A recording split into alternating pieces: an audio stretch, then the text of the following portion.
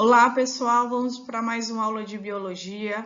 Hoje a gente vai trabalhar dois sistemas, o sistema digestório e o sistema cardiovascular. Então, a gente vai trabalhar o capítulo 2, Biologia, quarta etapa. O sistema digestório ele vai ser responsável em garantir, a distribuição de nutrientes para as demais partes do corpo. Fornecendo sim energia, reprodução e o crescimento de células. Então, o sistema digestório ele vai ser responsável em alimentar as nossas células com nutrição. E cada nutriente ele vai apresentar uma função específica dentro do organismo. E esses nutrientes, que o sistema digestório é encarregado, responsável por levar para todas as nossas células, nutrir as nossas células, esses nutrientes eles são divididos em energéticos, em plásticos e em reguladores. Os energéticos são aqueles que vão fornecer energia para as células, a gente pode citar os carboidratos e os lipídios, que são nutrientes responsáveis por manter e disponibilizar energia para o corpo. A gente também pode falar dos nutrientes construtores, que também são chamados de plásticos, e eles participam, na constituição de enzimas, anticorpos, hormônios, e os seus representantes são as proteínas. A gente também pode falar dos reguladores, Esses alimentos eles são necessários para o bom funcionamento do organismo. Ele vai auxiliar na prevenção de doenças e no crescimento. Esses alimentos reguladores, a gente pode citar as vitaminas e os sais minerais. As vitaminas, elas são substâncias orgânicas, bem importantes na regulação e no bom funcionamento do organismo. As vitaminas não são sintetizadas pelo organismo, elas precisam ser ingeridas através da alimentação. Os sais minerais já são substâncias inorgânicas, ou seja, não apresentam carbono em sua composição. Também são bastante essencial para o bom funcionamento do corpo. Eles vão fornecer elementos químicos importantes para o organismo, como ferro, fósforo, cálcio e enxofre. Cada sal mineral vai ter uma função específica dentro do nosso organismo, desde o transporte de oxigênio. Nesse caso, a gente pode citar aqui o ferro, que é um sal mineral que está presente no nosso sangue e é responsável também, através da hemoglobina, pelo transporte de oxigênio, o cálcio, que vai fazer a composição dos nossos ossos, o sódio, que vai ser responsável pela transmissão de impulsos nervosos e também pelo controle da pressão arterial.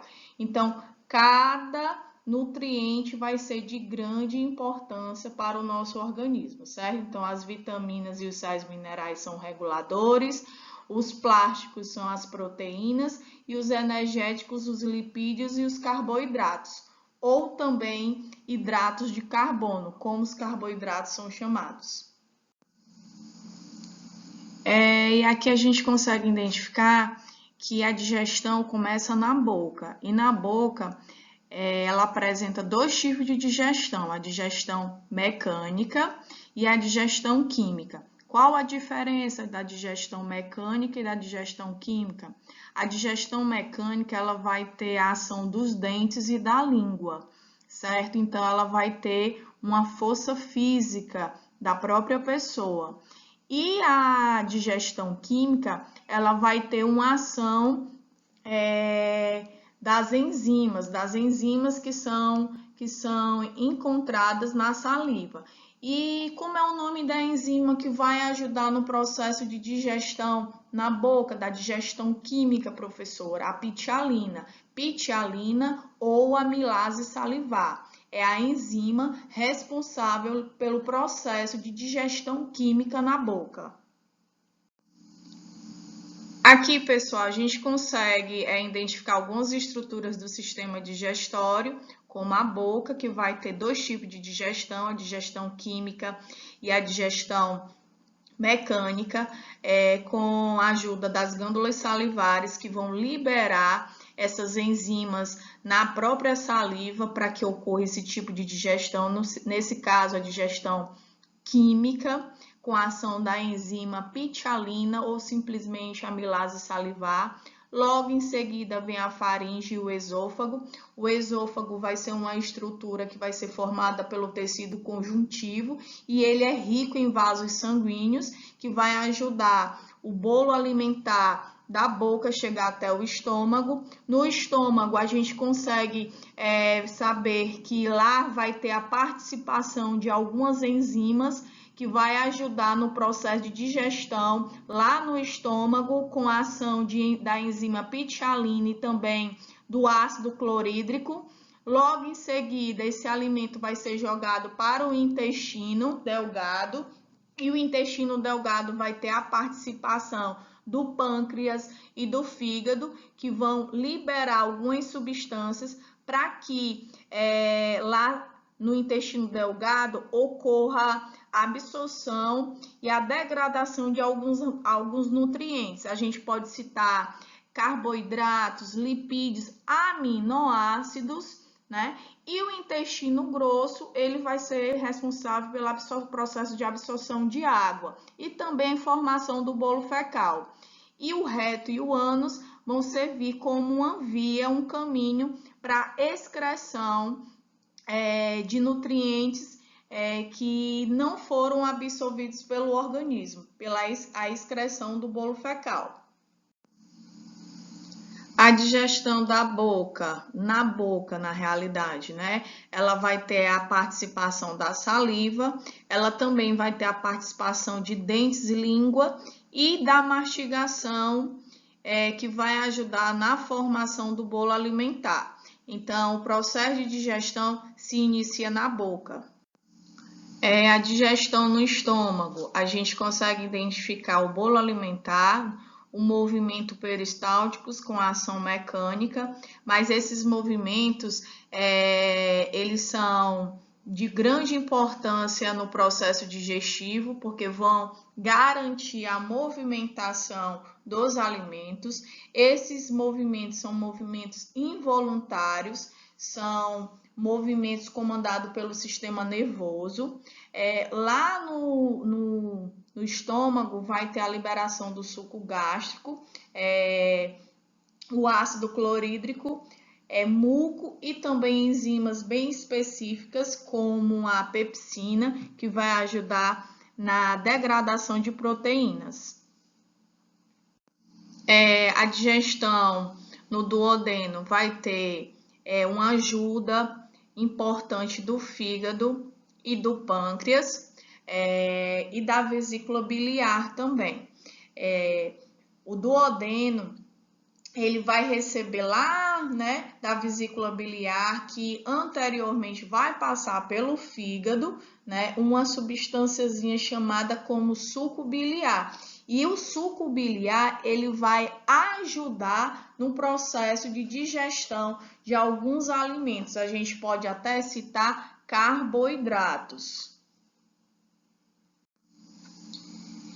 E a digestão no intestino grosso vai ser de grande importância, por quê? Porque é lá que vai garantir a absorção de água no organismo, inclusive da nossa própria saliva. No processo de mastigação, na formação do bolo alimentar, né, a gente consegue enviar para as demais partes do sistema digestório a nossa saliva. E lá no intestino grosso, vai ser absorvido essa saliva juntamente com a água que a gente acaba ingerindo durante o dia. E também ele vai ser responsável pelo armazenamento e também pela eliminação da massa fecal, ou seja, das nossas excretas, né? E aí o reto juntamente com o ânus, vai ajudar nesse processo de eliminação, tá bom? Pessoal, e o sistema digestório, ele tem um sistema nervoso intrínseco e também ele vai ser controlado por hormônios. Os hormônios responsáveis no processo de digestão é a gastrina e a enterogastrona, certo? São hormônios específicos no processo de digestão dos alimentos e absorção dos alimentos. E ainda trabalhando o nosso capítulo, o sistema cardiorrespiratório, ele vai ser responsável por nutrir as nossas células e também no processo de troca gasosa. Esse sistema ele é formado pelo coração, pelos vasos sanguíneos e também a gente pode falar de todo o trato respiratório, desde as fossas nasais até o pulmão. Aqui, pessoal, a gente consegue identificar algumas estruturas do sistema respiratório. As fossas nasais, além de serem responsáveis pela entrada de ar, o primeiro local por onde o ar vai passar, também são responsáveis pelo olfato. A gente também consegue identificar a faringe, vai ser um órgão musculoso membranoso, comum ao sistema digestório e também respiratório. A laringe é um tubo que tem aproximadamente de 5 a 6 centímetros de comprimento, que apresenta forma irregular e atua garantindo a conexão entre a faringe e a traqueia. A traqueia vai ser um tubo de cartilagem e vai ajudar, o ar, levar todo o ar até o pulmão, aos bronquíolos, aos brônquios. Os brônquios vão ser ramificações provenientes da traqueia, que vai penetrar, que vai adentrar no pulmão. Os bronquíolos são as ramificações dos brônquios e nesses bronquíolos a gente consegue identificar também os alvéolos pulmonares, que vão ser estruturas que vão fazer parte, como se fosse assim a imagem de uma árvore, né? Que são localizadas dentro do pulmão. E é aí que ocorre algumas inflamações que vai prejudicar no processo respiratório. A bronquite, por exemplo, é um tipo de infecção no pulmão, mais especificamente nos brônquios. E os pulmões são órgãos, com formato de cone e apresentam uma consistência esponjosa. E é lá que vai ocorrer, pessoal, a troca gasosa. E a ventilação pulmonar, ela vai ocorrer por dois tipos de movimentos. Geralmente esses movimentos, eles são ajudados pela musculatura intercostais e também pelo diafragma, que é o processo de inspiração e expiração. Esses dois processos vão ajudar na renovação do ar que está contido dentro do pulmão. E a hematose, ela vai ser um processo que vai ajudar a manter o equilíbrio ácido-base, né? Então, também ele vai ajudar no processo de estabilização das trocas gasosas, nesse caso aí vai ser o oxigênio e o dióxido de carbono. E também, pessoal, esse processo ele vai ocorrer, nesse caso, quando a gente fala de hematose pulmonar, esse processo ele vai ocorrer lá nos alvéolos pulmonares. E qual a relação coração e pulmão? O coração ele vai ser responsável em levar o sangue para todo o corpo, inclusive para o próprio pulmão, mas é o pulmão que vai fazer com que o oxigênio chegue até o coração. e as nossas células e os demais órgãos do corpo sejam nutridos de oxigênio, inclusive o nosso próprio cérebro. Então, o coração ele disponibiliza sangue para as demais partes do corpo e o pulmão ele vai ser responsável em fazer o processo de oxigenação. O nosso coração ele é formado por dois átrios, o átrio direito e o átrio esquerdo, e por dois ventrículos, o ventrículo direito e o ventrículo esquerdo.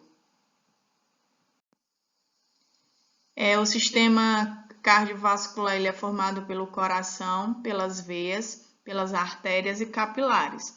As veias elas apresentam paredes mais finas, elas costumam ser mais finas do que as artérias e menos densas.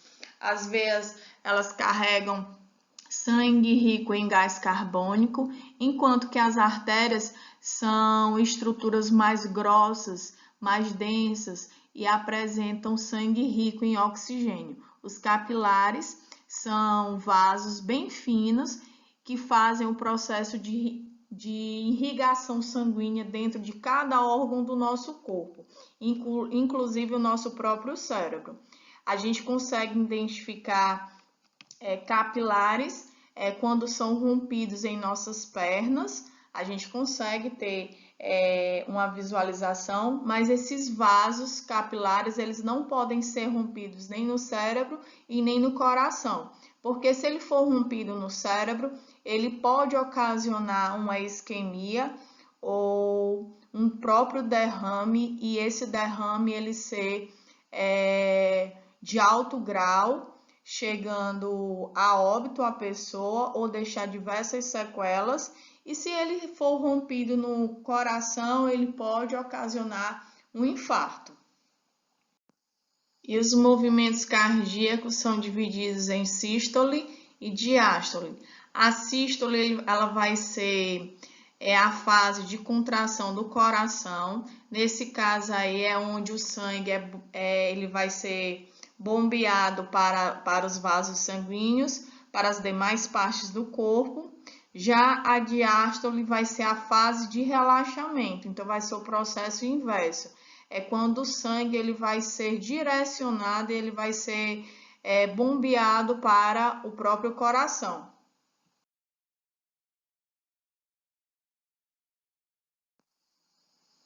Bem, pessoal, na aula de hoje a gente trabalhou o sistema digestório, o sistema respiratório e o sistema cardiovascular.